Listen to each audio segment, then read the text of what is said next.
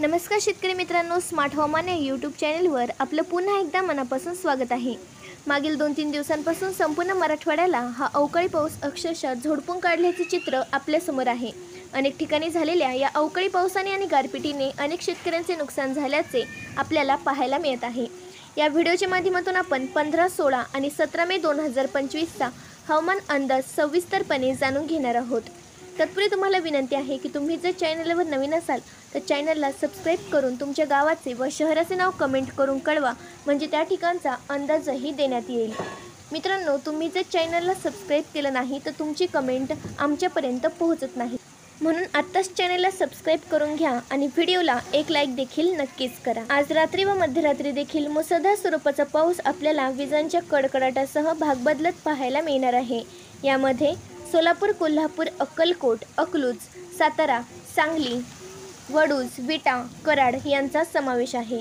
त्याचप्रमाणे तुळजापूर, जुन्नर, बीड, लातूर, करमाळा, खेड, पुणे, अहिल्यानगर या भागात देखील आज रात्री तसेच पुढील 3 ते 4 दिवस मुसळधार स्वरूपाचा पाऊस आपल्याला भाग बदलत पडताना पाहायला मिळणार आहे।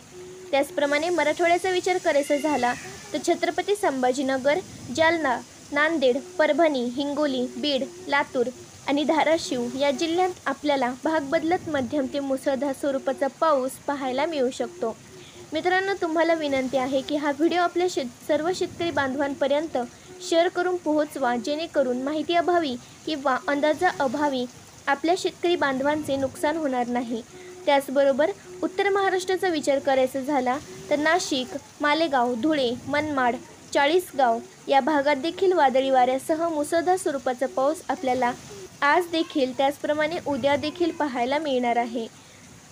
विदर्भात देखील अकोला, अमरावती, नागपूर, भंडारा, गोंदिया, गडचिरोली, वर्धा आणि यवतमाळ या भागात मध्यम ते मुसळधार स्वरूपाचा पाऊस वादळी वाऱ्यासह आपल्याला पुढील 7 ते 8 तासात पडल्याचे पाहायला मिळणार आहे। त्याचप्रमाणे जवळपास संपूर्ण मराठवाड्यात पावसाचा धुमाकूळ आपल्याला पुढील 2-3 दिवस पाहायला मिळणार आहे। बार्शी, तुळजापूर, आळंदी या ठिकाणी देखील मुसळधार स्वरूपाचा पावसाचा इशारा देण्यात आला आहे। तर मित्रांनो, ही होती हवामानाबद्दलची छोटीशी माहिती। जय जवान, जय किसान, धन्यवाद।